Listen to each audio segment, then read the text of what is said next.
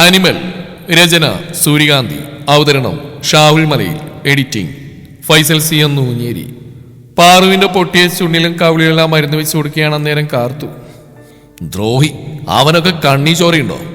ഞാൻ അവനോട് 2 വർത്താനം കൊണ്ട് വരാമെന്ന് പറഞ്ഞിട്ട് നീയൊന്നും സമ്മതിച്ചില്ലല്ലോ. ദിനേശൻ ദേഷ്യത്തോടെ ചോദിച്ചു. ആ, കഴിഞ്ഞ തവണ അങ്ങനെ ചോദ്യം ചെയ്യാൻ പോയിട്ട് ചുളുങ്ങിയ അലുമിനിയം പാത്രം പോലെ മൂലക്ക് വന്നിരുന്ന ഓർമ്മയില്ലേ?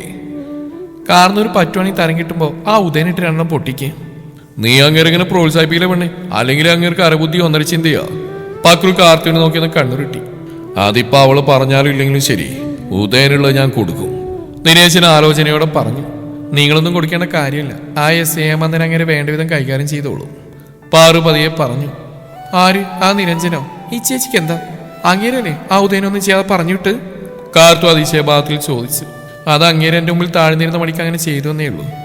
ഉദയനെ തനിച്ച് കിട്ടിയാ ഇന്ന് അങ്ങേർക്കുണ്ടായ നാണക്കേടിന് പകരം ഉദയന്റെ എല്ല് വെള്ളാക്കും അങ്ങേര്. പാറുവിന് ആ കാര്യത്തിൽ സംശയമൊന്നും ഉണ്ടായിരുന്നില്ല. ഉദയനെ കൊന്നിന്നാള് ദേഷ്യ ആ കണ്ണിൽ പാറു കണ്ടതാണല്ലോ.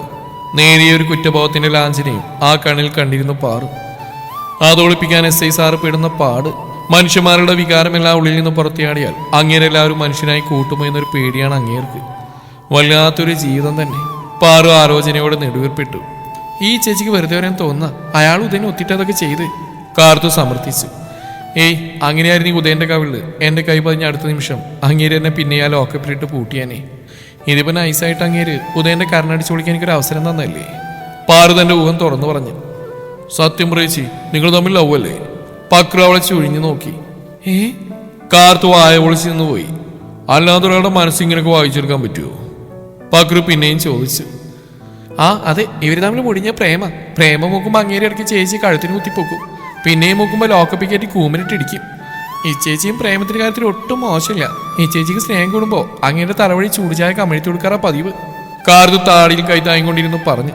ഓ, എന്തൊക്കെ തരം പ്രേമാണല്ലേ, വെറൈറ്റി ആയിട്ടുണ്ട്, അടിപൊളി. പക്രുവിനും ചിരി വന്നു, ഒപ്പം ബാക്കി മൂവർക്കും. അല്ലെങ്കിലും അവരങ്ങനെയാണ്, ഓരോ വിഷമങ്ങളും പെട്ടെന്നങ്ങ് മറവിലേക്ക് തള്ളിക്കളയും. അടുത്ത ദുരന്തം വരുമ്പോഴേക്കും ഫ്രീ ആവണമെങ്കിൽ മുന്നേയുള്ള ദുരന്തം അപ്പോൾ തന്നെ മറന്നേക്കണമെന്നാണ് കാർത്തുവിന്റെ പറച്ചിൽ. ഡാ പന്ന പോലെയാടി മോനെ, ഇനി മേലാൽ എന്റെ കൺവെട്ടത്ത് കണ്ടുപോരുത്. കേട്ടാറാർക്കുന്ന ഒരു തെറിയോടെ ഉദയനെ ചീത്ത വിളിച്ചുകൊണ്ട് നിരഞ്ജൻ അയാളുടെ മേലുള്ള പിടിവിട്ടു. ഉദയൻ വെപ്രാളത്തോടെ അവനെ നോക്കി കൈകൾ കൂപ്പി. വാപ്പാക്കണം സാറേ, എനിക്ക് അവളോട് ചെറിയൊരു ദേഷ്യം ഉണ്ടായിരുന്നു. പിന്നെ സാറോളം കൂടെ ചെറിയൊരു കല്യാടിയും കൂടെ ഉണ്ടെന്ന് അറിഞ്ഞപ്പോ ഉദയൻ പകലിൽ നിർത്തി അയാളെ നോക്കി. വാപ്പാക്കണം, സാറിന് കൂടെ അതുകൊണ്ട് ഉപകാരം ഉണ്ടാവുള്ളൂ എന്ന് വിചാരിച്ചു ഞാൻ. ഉദയൻ പറഞ്ഞു. എന്റെ കാര്യം നോക്കാൻ എനിക്കറിയാം, അതിലൊരുത്തരും തറയിടേണ്ട. ഞാൻ അവളും കൂടെ എന്തെങ്കിലും പ്രശ്നം ഉണ്ടെങ്കിൽ അത് ഞങ്ങൾ തമ്മിൽ തീർത്തോളാം, കേട്ടല്ലോ? അടിനാവിക്കിട്ട് ഒരു തൊഴി കൂടെ തൊഴിച്ചുകൊണ്ടാണ് നിരഞ്ജൻ അത് പറഞ്ഞത്. ഉദയൻ വേദന കൊണ്ട് അട്ട ചുരുളും വിധം ചുരുണ്ടുപോയി. ആളും തിരക്കൊന്നുമില്ലാത്തൊരു വഴിയിൽ ഒത്തുകിട്ടിയപ്പോൾ നിരഞ്ജൻ ഉദയന്റെ കടങ്ങ് വീട്ടിയതാണ്. ഉദയൻ വേദന കൊണ്ട് അവിടെ കിടന്ന് ഞരങ്ങുമ്പോൾ നിരഞ്ജൻ അയാൾ ഒന്നുകൂടെ അടിമുടി നോക്കിക്കൊണ്ട് ജീപ്പിൽ കയറാൻ ഒരുങ്ങിയതാണ്. അന്നേരമാണ് കുറച്ചകലെ മാറിന്ന് തന്നെ നോക്കുന്ന പക്രുവിനെ നിരഞ്ജൻ കാണുന്നത്. താൻ പറയുന്നതും ചെയ്യുന്നതുമെല്ലാം കണ്ടു എന്ന് അവന്റെ മുഖഭാഗത്തിലുണ്ട്. പക്രു ഞൊടിയുടെ തിരിഞ്ഞു നടന്നു തുടങ്ങി. ഡാ ഒന്നാളെന്നേ! നിരഞ്ജൻ അവന്റെ പിന്നാലെ വെച്ച് പിടിച്ചു. വള്ളിപുള്ളി തെറ്റാതെ അവനിതെല്ലാം പാറുണയോട് പറയുമെന്ന് നിരഞ്ജന് തീർച്ചയാണ്. ഡാ! കേട്ടിട്ടും കേൾക്കാത്ത ഭാഗത്തിൽ പോകുന്നവനെ നിരഞ്ജൻ ഒന്നുകൂടെ വിളിച്ചു. സോറി സാറേ, നിൽക്കാൻ നേരല്ല, ആകെ 2 അടിയല്ലേ ഉള്ളൂ ഞാൻ. ഇപ്പൊ പോയാലും ചൂടോടെ അവിടെ എത്തിക്കാൻ പറ്റൂ.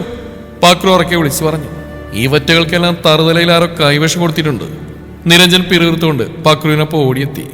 നിരഞ്ജൻ പക്രുവിന്റെ ഒപ്പം ഓടിയെത്തി മുന്നിലേക്ക് കയറി നിന്നു. നീ ഇത് എന്തോ മലമറിക്കാനടാ വിളിച്ചിട്ട് നിൽക്കാതെ ഓടുന്നു? നിരഞ്ജൻ അവനെ നോക്കി കണ്ണുരുട്ടി. നിരഞ്ജന്റെ നോട്ടം ഭാവം കണ്ടപ്പോൾ നേരത്തെ അവനുണ്ടായിരുന്ന കുസൃതിയും തമാശയെല്ലാം നാലുപാടും ഇറങ്ങി ഓടി.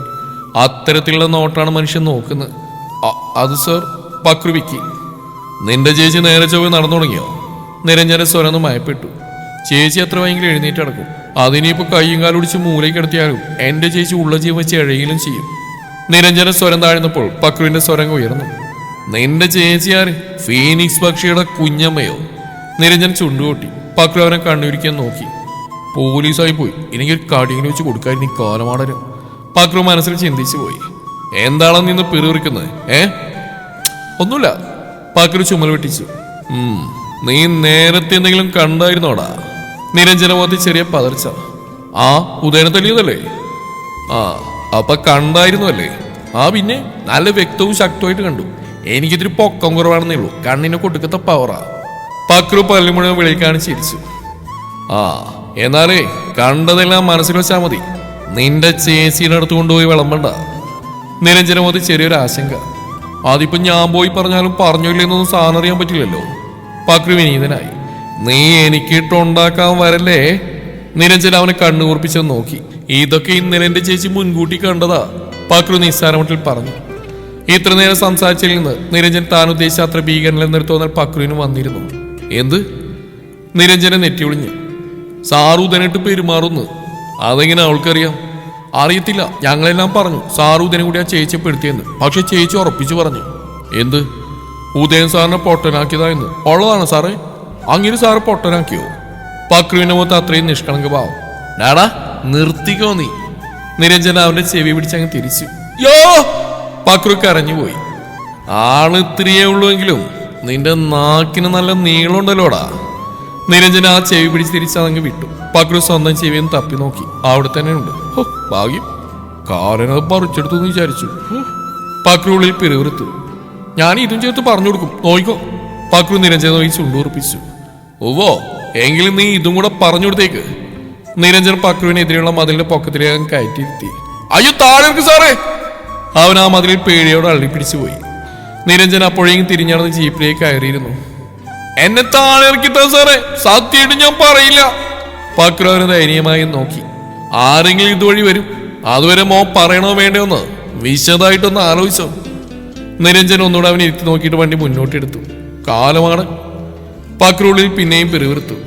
ഡ്രൈവിങ്ങിനിടയിലും അവന്റെ ഉള്ളിൽ മുഴുവൻ പാർവണയായിരുന്നു.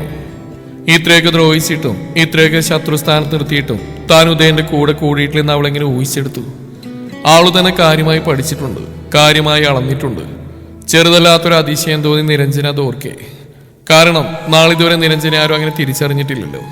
അല്ല, തിരിച്ചറിയാൻ ശ്രമിച്ചിട്ടില്ല. അന്നേരം കയറിക്കൂടി അവളുടെ മുഖം വീടെത്തിയിട്ടും അവന്റെ ഉള്ളിൽ നിന്ന് പോയിട്ടില്ല. ആ വീട്ടിലും അടുക്കളയിലുമെല്ലാം അവളുടെ ഒരു സാമീപ്യമുള്ള പോലെ. അടുക്കള കയറി രാത്രിക്കുള്ള അത്താഴം ഒരുക്കുമ്പോൾ പാലപൂത്ത ഗന്ധം നിരഞ്ജന് കിട്ടുന്നുണ്ടായിരുന്നു. അപ്പോഴും നിരഞ്ജന് പാർവണയെ ഓർമ്മ വന്നു, ആ യക്ഷിയെ. ഉള്ളതാണോടാ? കാർത്തു വായും പൊളിച്ചിരുന്നു പോയി. അതേന്നേ, എന്ത് സ്റ്റൈലൻ അടിയായിരുന്നോ? പക്രു ഉദയനെ നിരഞ്ജനടിച്ച രംഗങ്ങൾ പൊലിപ്പിച്ച് പറഞ്ഞു. കാർത്തുവിന് അതിശയമാണ്, പക്ഷെ പാറുവിന് അതില്ല. പാർവതി ഗണിച്ച് പറഞ്ഞിരുന്നല്ലോ മുമ്പ് തന്നെ. എന്നാൽ ഇച്ചേച്ചിക്ക് ഇതെങ്ങനെ മനസ്സിലായി? സത്യം പറ, ഇനി നിങ്ങൾ തമ്മിൽ ശരിക്കും ലവാണോ? കാർത്തു പാറുവിനെ അടിമുടിയെ നോക്കി.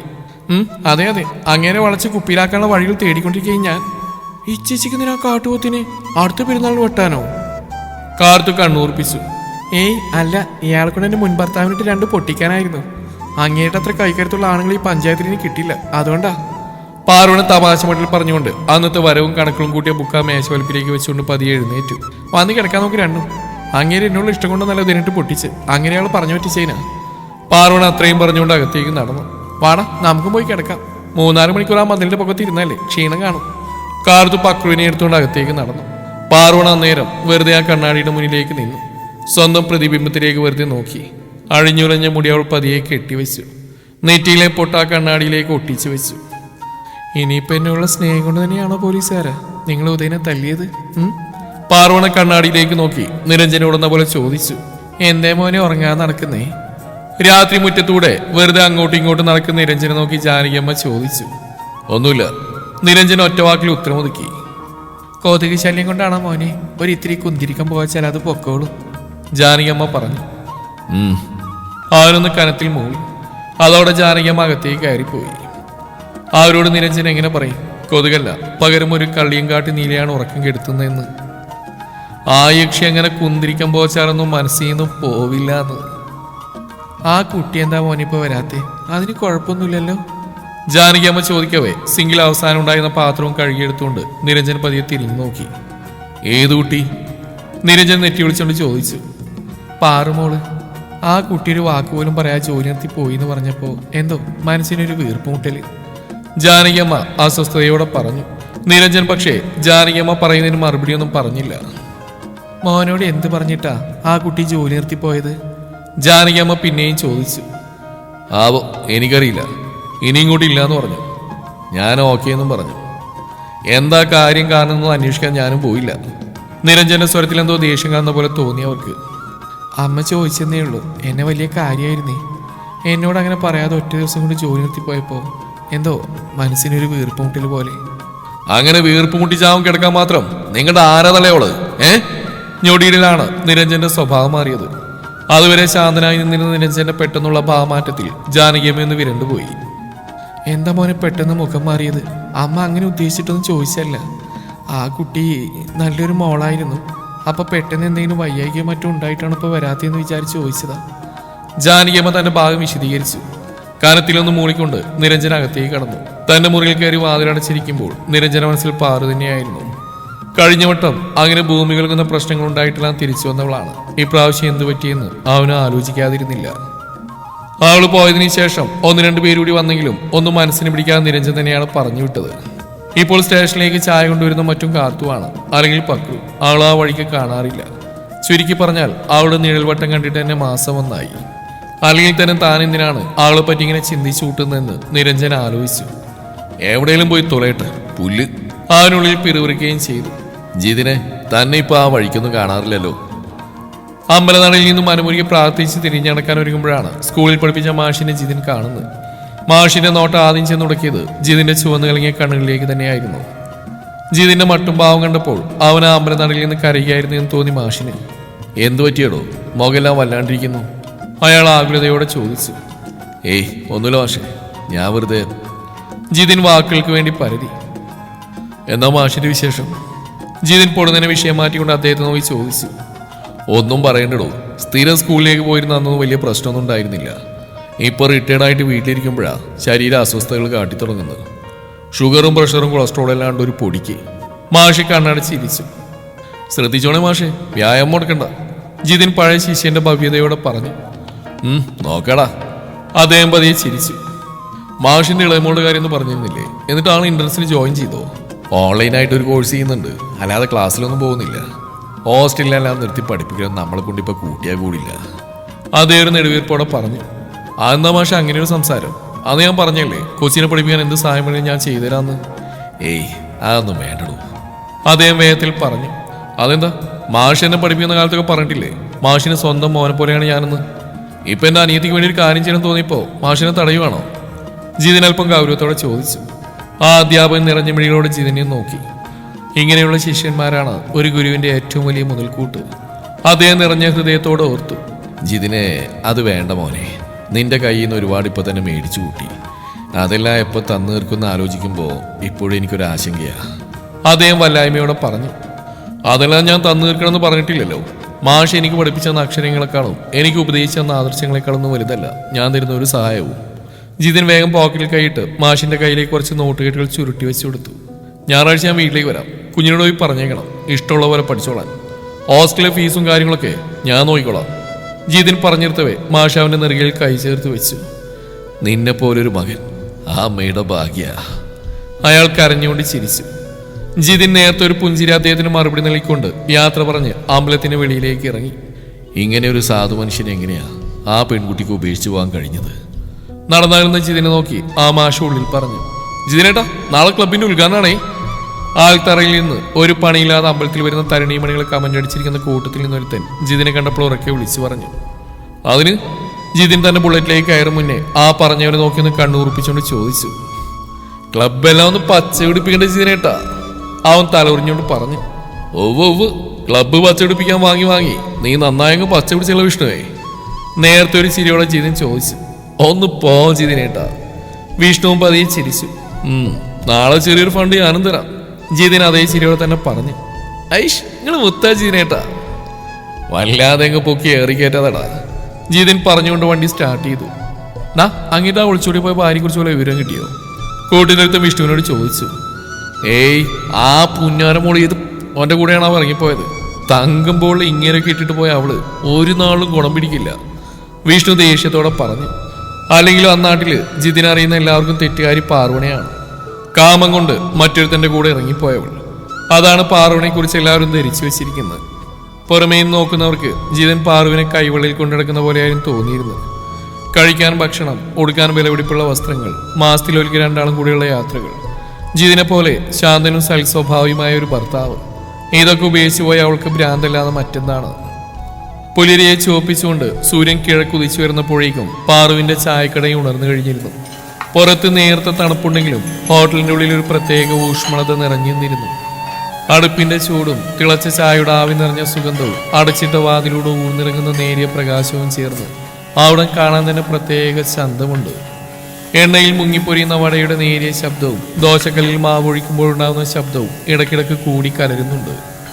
കടുക് പൊട്ടിക്കുന്നതിന്റെ മണം, എണ്ണയിൽ ഉള്ളി മൂപ്പിക്കുന്നതിന്റെ ഗന്ധം, പിന്നെ മൂവരും പരസ്പരം വിളിച്ചു പറയുന്ന ചെറിയ നിർദ്ദേശങ്ങൾ, ഇതെല്ലാം ചേർന്ന് ഒരു പ്രഭാത സിംഫണി അവിടെ രൂപപ്പെട്ടിരുന്നു.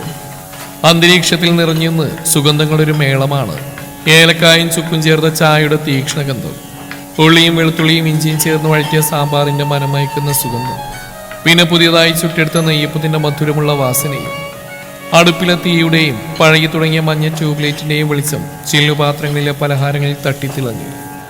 പുറത്തെങ്ങും വെളിച്ചം പരക്കും മുമ്പേ ആ ഹോട്ടലിൽ പ്രഭാതം എത്തിയിരുന്നു. ആവി പറക്കുന്ന വെള്ളാരം കല്ല് പോലെ മൃദുലമായ ഇഡ്ഡലികൾ, അതാണ് പാറുവിന്റെ സ്പെഷ്യൽ. തട്ടിൽ നിന്നെടുക്കുമ്പോഴുള്ള അതിന്റെ രൂപം തന്നെ വായിൽ വെള്ളം ഓടിക്കും.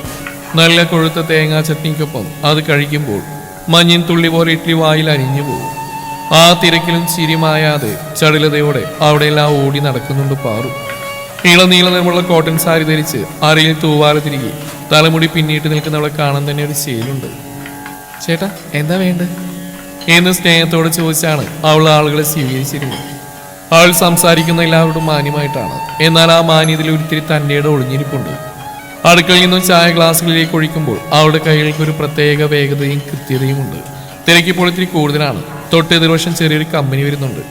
അതുകൊണ്ട് കെട്ടിട നിർമ്മാണത്തിന് വരുന്ന അതിഥി തൊഴിലാളികളും ഇപ്പൊ ഇവിടുന്ന് തന്നെയാണ് ഭക്ഷണം. പാറു അങ്ങനെ തിരക്കിട്ട പണികളിൽ നിൽക്കുമ്പോഴാണ് നിരഞ്ജന്റെ ജീപ്പ് വഴിയിലൂടെ പോകുന്ന കാണുന്നു. പാറു ഒന്ന് മറിഞ്ഞെന്ന് പതിയെ അതിലോട്ട് നോക്കി.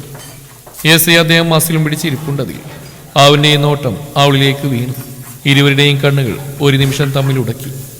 തുടരും ഈ കഥയുടെ ബാക്കി ഭാഗം നാളെ ഇതേ സമയം.